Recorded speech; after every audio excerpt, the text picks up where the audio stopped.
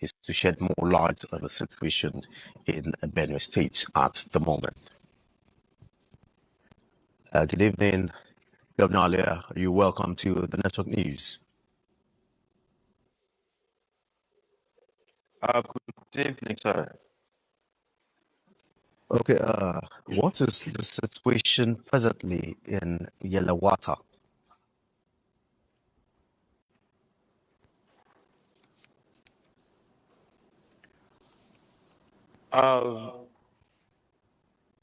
I assume I heard you well.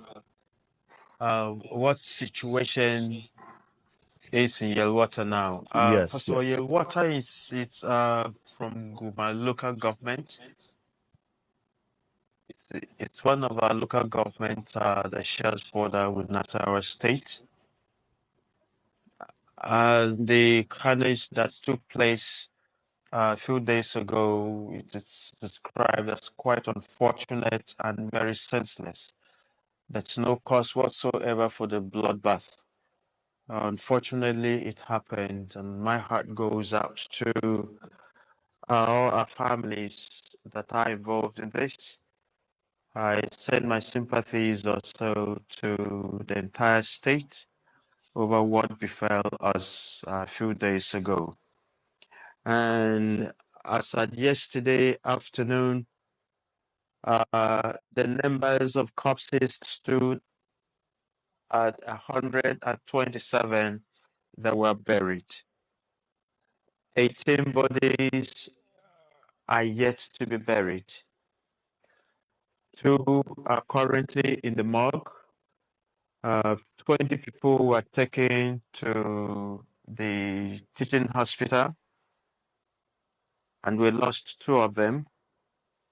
So the other 18 are in a stable condition as we speak. Again, as of yesterday afternoon, our searchers were able to recover 4 bodies that had spread all over the bushes in there. It's very possible that the numbers might rise again. There is a huge number that cannot be identified. These are bodies, these are human beings that were locked up in their own rooms and burnt. So we're only able to identify, kind of give the numbers by the scores, by the bones and their own remains. So currently, that's what we have. Again, it's possible that as the search continues, we might even have more bodies out there that may be picked up again. Okay, so the conflict is said to be persistent. Herdsmen, farmers, clashes. Some people have asserted that the attacks are well coordinated by armed militias. What is the cause of the hostilities? However, the common fact here is that the attacks are very coordinated. Previously, historically, we can count that it started with farmer-herder conflicts, and then it graduated over time into this is vibrating and it's affecting me. So it now graduated into herder farmer conflict.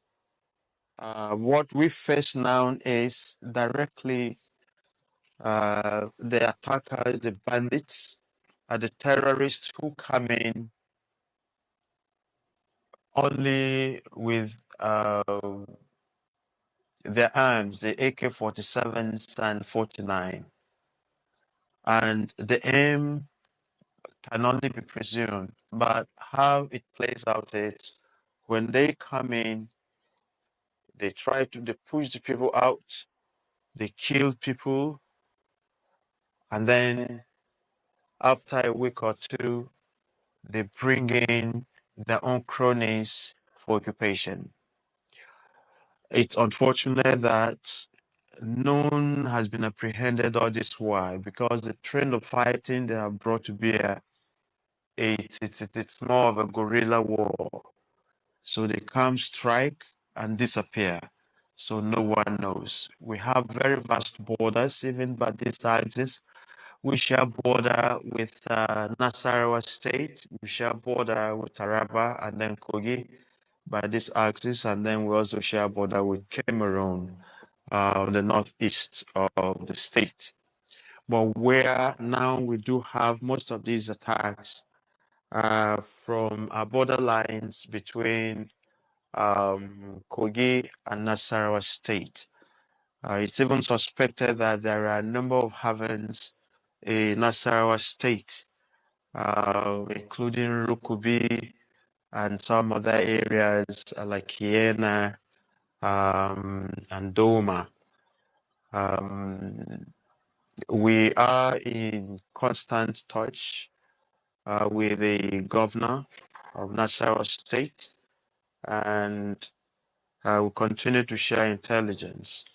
But a number of times when the attacks happen, the attackers run back into Nasarawa State. So, Okay, you talked about your borders now being penetrated easily. How also one, I is the do state one myself, government and it's affecting me. intervening? I'm not coordinated. Okay, can you hear me? It's like I was listening to myself, and it was affecting my coordination in here. So if I'm hearing you now. Oh, okay, many thanks, Governor Alia. So you talked about your borders being penetrated easily. How also is the state government intervening to ensure that the present tension eases and normalcy returns?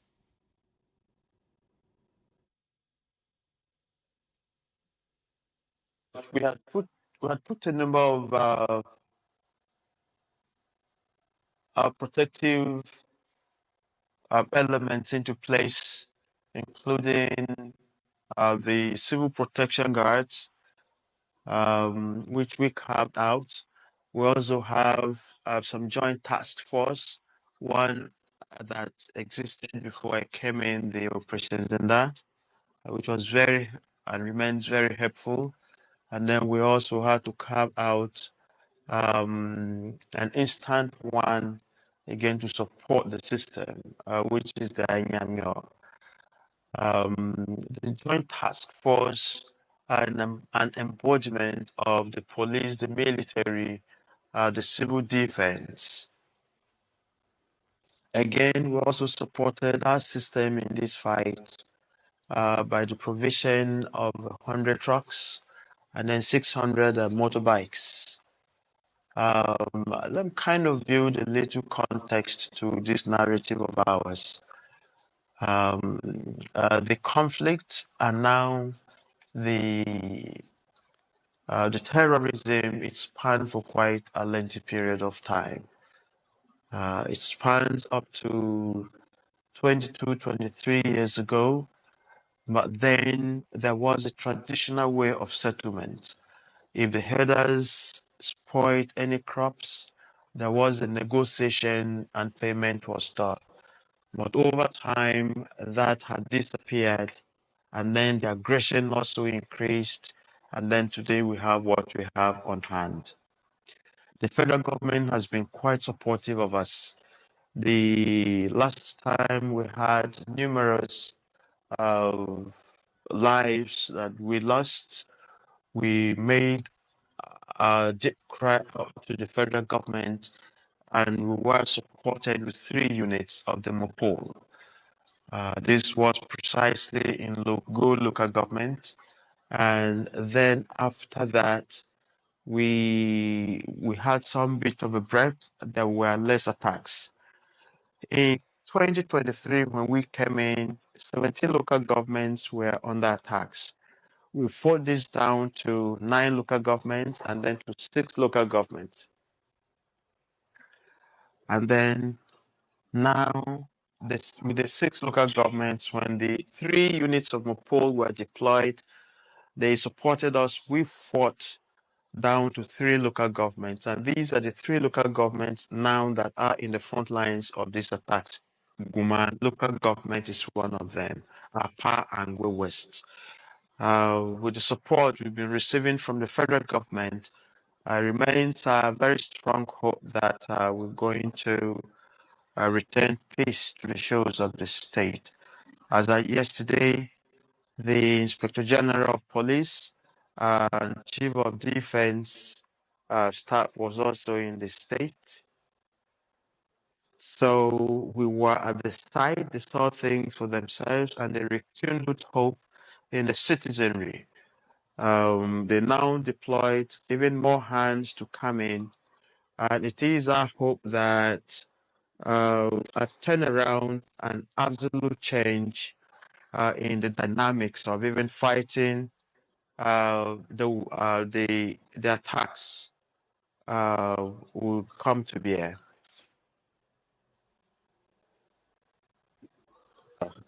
Reverend Father Hyacinth Alia. But just before I let you go, the president is due to come to Benue State tomorrow. What are the preparations like to receive the president when he comes to Benue State? Warmed up to have him in the state.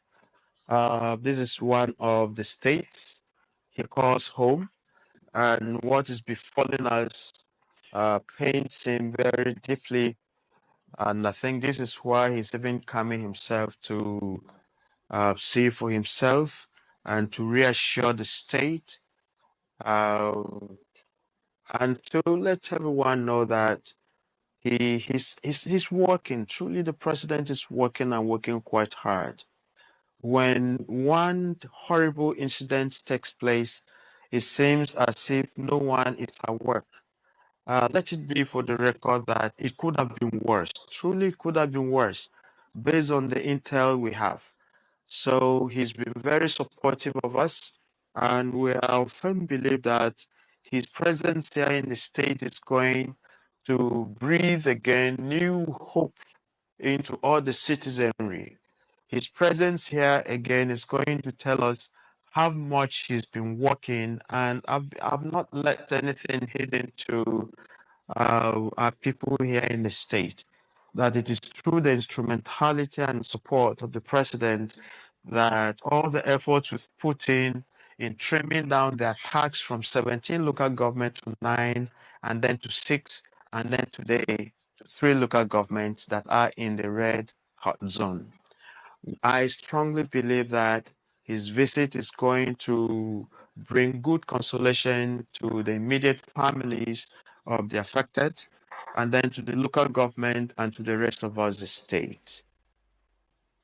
Thanks, Reverend Father Hyacinth Alia, the governor of Benue State, for your input. And we do hope that the president's visit will bring a lasting solution to this situation in Benue.